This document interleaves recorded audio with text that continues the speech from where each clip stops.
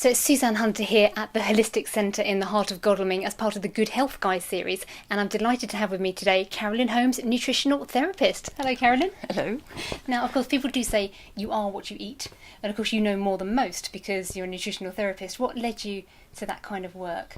I've always believed that nutrition is the sort of the basis of all your body systems, and unless you're giving yourself the best base you can, you're going to hit issues in your life and your health.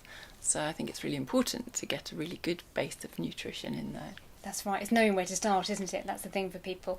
And of course, a lot of people are used to diets and what have you, but it's not so much about diet. It's just thinking about what you're eating and when you're eating, that kind of a thing.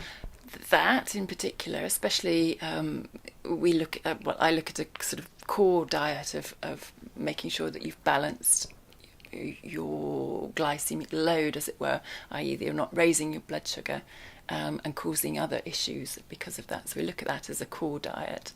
We don't really like to call it a diet. It's a basic way of eating. Mm-hmm. So you're getting a really good range of nutrients. You're getting good protein, good sources of essential fat, and good sources of that rainbow of vegetables, and not taking in very much of processed foods at all, few grains, and that sort of basis.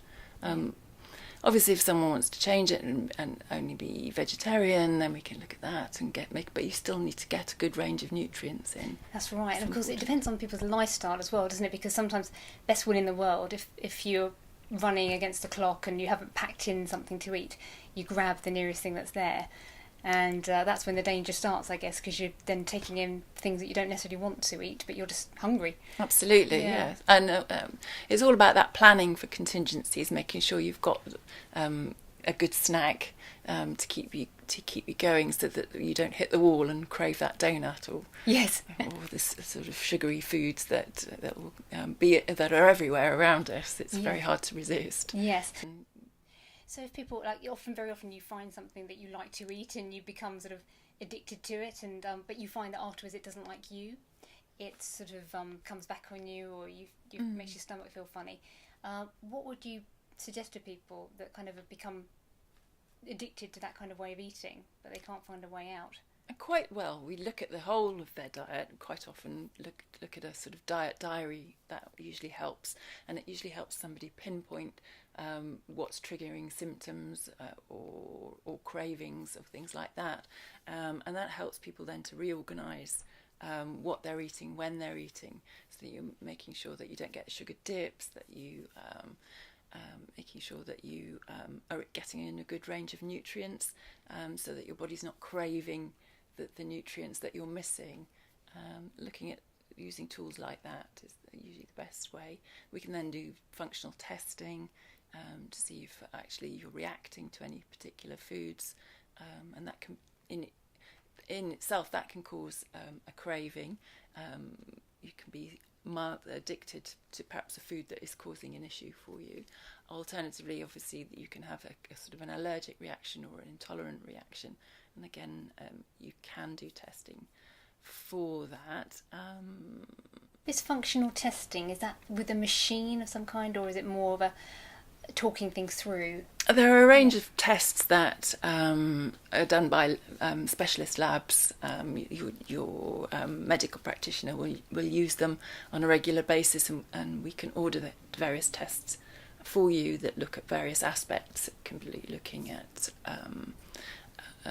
it can be a stool test, for example, looking at your microbiota and your making sure that your digestive system's working efficiently, and that can give us lots of pinpoints into where we go from there, whether we need to do a gut health program or something like that. Yes, because I often say, you know in your gut feeling, or listen to your gut feeling, but how often do we really? But actually the gut's telling us quite a lot, isn't it? Yeah, I think the gut's probably the sort of basis of all our health. If your gut's not working properly, then quite often the rest of your body systems won't work properly either. So yes, it's a really good place to start. They say it's like a second brain, don't they? It's definitely called your second brain. Most of your serotonin's produced in your gut, well, 90%. Your 70% of your immune system's in your gut. So it's very important that that's working efficiently and that you're digesting properly and you have good microflora and that's all working well. Yes, because there's certain people will know about, you talked about nutrition. People might think vitamins and supplements, but the probiotics for your gut, and people talk about flora and the right sort of acidophilus and all those different sorts of strains. Yeah, it Tell us gets a bit confusing. more about that. Yeah, it's a lot to take in as people think, I don't think I'll bother, but when you do understand it. Yeah, so there are prebiotic foods that help feed your gut bacteria. That's things like garlic and leeks and onions. And then there are and good fibre, they ferment the fibre. And then there are probiotics, which are the actual bacteria. And there's lots of different genera and strains that are important. And it's about that diversity of bacteria. I mean, it's important to get in and ensure that that's working well. Yeah. And that you have the right diet that complements that too. Yes, because people will just think, I'll get myself a good yogurt because I've heard it's got the things that are good for the stomach with the bacteria, good bacteria. How do you feel on yogurt providing?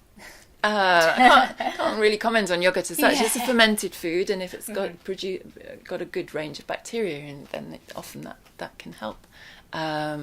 Fermented foods are how it's what we used to do. We used to ferment food to make it nourishable and to actually get a good range of bacteria, and that helps us also to digest our food as well. So that's really important. So food as well. I think it's important not to be taking supplements to replace food. Food first, I think, is the important thing. Well, that's the thing. 'Cause whenever you turn on the television or read a magazine, there's something about it's time for sauerkraut, or is it kefir? Kefir is very fashionable. Once again, like I said, it becomes kind of fashionable. So people think, is it a trend or is there something in that? Yeah, I think it's definitely a trend. Sort of our food businesses are very hot on trends and picking those up, but I think as long as you get a good range of good foods and making sure you're back to that core way of eating, then I think and getting in a little bit of fermented food, a little bit of every good range of foods, I think that's important. Yes, and of course, if you feel like you're doing everything right, of course you can't know that you think you're eating a balanced diet and good foods, but then there's still something wrong with you. I guess stress and maybe hormone imbalance might come into it as well. Does it a little bit? Sort of looking at other lifestyle factors, it's really important. Stress, of course, the way we live, where we live, and how we live has a big impact. Our sort of family, what we call the sort of how we got here, sort of could be our genetic makeup, our propensity, to how we are. That's important. So we look at that, look at what's perhaps triggering the change in your health, to make sure that we understand what happened, and then looking at what's making it continue, what's happening in your life and your way of eating or the way you're living that's contributing to keeping that going. And it may be that you need to go and see a medical practitioner or another type of practitioner if you have musculoskeletal issues, for example. But it's about working with those people as well. And obviously I will focus more on the nutrition and changes of lifestyle that can perhaps contribute to getting you back to where you need to be. Yes. I mean, instead about diet, I'm avoiding the word diet, but it's almost like a diet diary, to sort of look at what's going on each week and each month, to sort of monitor. It might have been that, it might have been this. And yeah, that's a really good way. We suggest that you record what you eat and drink, but also how you felt. Were you hungry? What your mood was? How much exercise you were doing? What supplements were you taking? What were you drinking?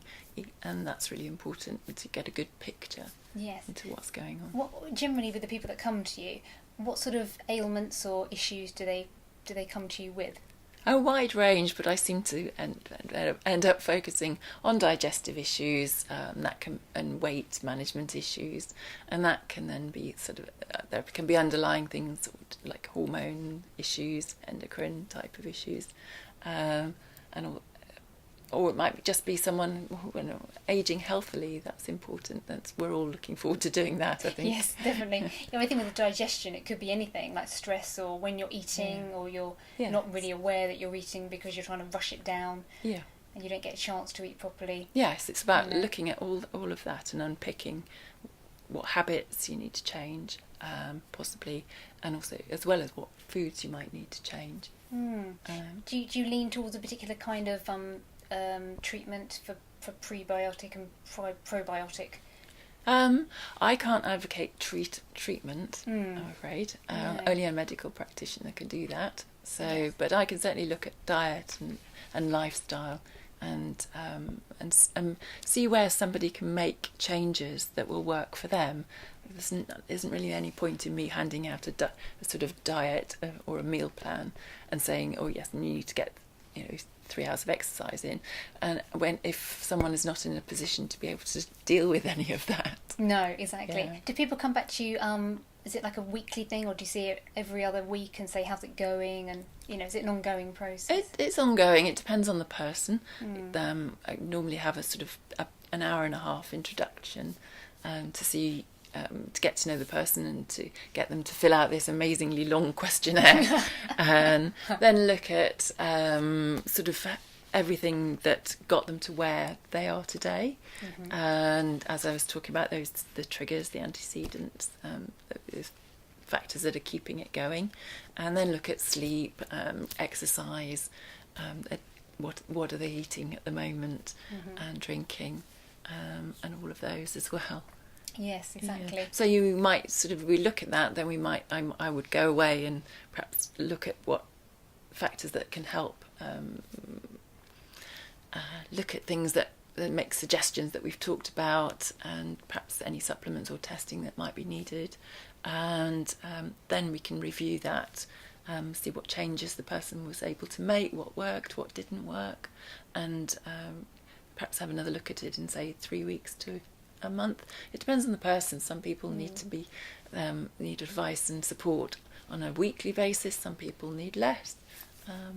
It depends on the person. Yes, putting a plan in place for each person, isn't it? Yeah. Do you find people come to you with like irritable bowel syndrome and that kind of thing, or is it once again coming under the whole?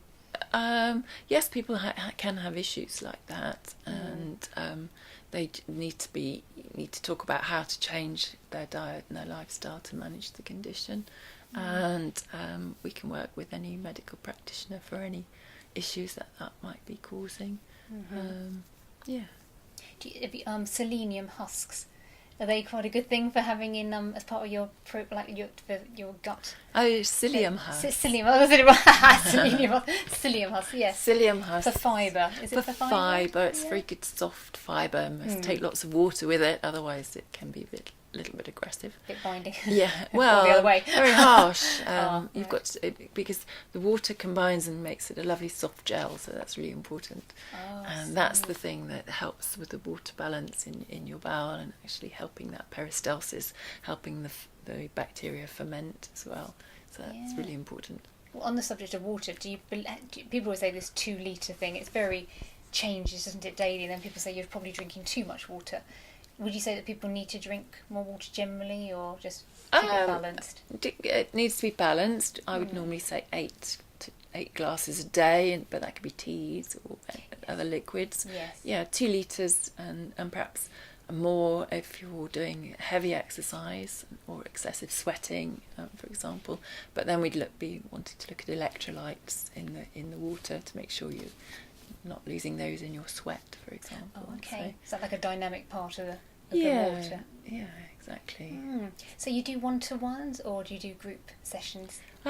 Mostly, we run courses on weight management, and then we delve into lots of different subjects around that. So that could be digestion, or it could be hormone health, or aging, that type of issue or topic, depending on the group. The groups normally run for 6 weeks, at the moment I haven't got any of those going at the moment. So more recently doing more one-to-one consultations here as well. Yes, because of course it can all be all of those above, couldn't it? Really, Yeah. which is contributing to the aging because of the stress, and and then you're feeling terrible in your gut because of that. So Absolutely. it is. Yeah, it is just. It's very much a holistic thing, isn't it? Yeah. A look at lots of influences that can affect how you're feeling. Yeah.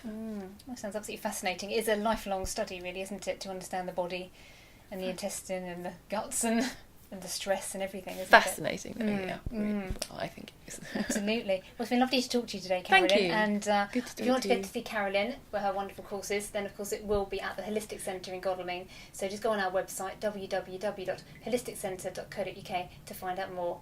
Thank you very much for your time. Thank you.